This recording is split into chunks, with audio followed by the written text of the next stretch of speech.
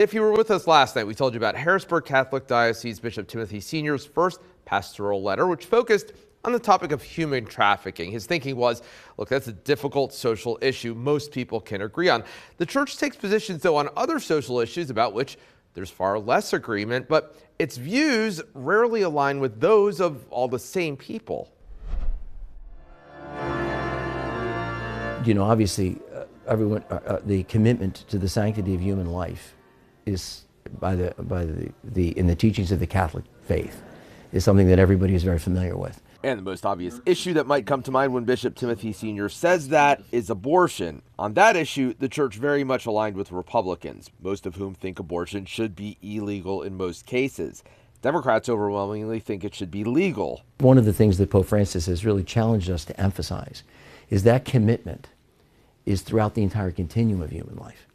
You know, we believe in life begins at conception and ends, when God calls someone home at natural death. In other words, among other things, the opposition to the death penalty. In that case, more aligned with Democrats, only 46% of whom favor capital punishment for people convicted of murder, compared to 77% of Republicans. That particular issue, punishment, is being discussed now, even within the last week or so, in the United States, and the current administration versus the incoming administration's attitude towards that. With outgoing President Joe Biden having commuted the death sentences of some convicted murderers to life in prison without parole, and incoming President Donald Trump having criticized the move.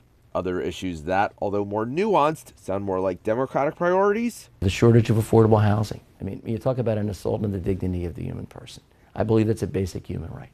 I also believe access to health care. Quality health care is a basic human right.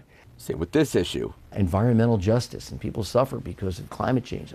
There's a lot that we need to be, if we're really committed to human life, we have to be focused on that whole continuum.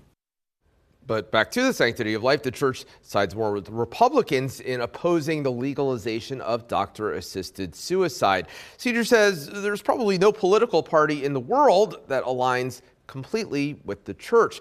If you missed yesterday's story, by the way, about Senior's pastoral letter regarding human trafficking, we have that at abc27.com.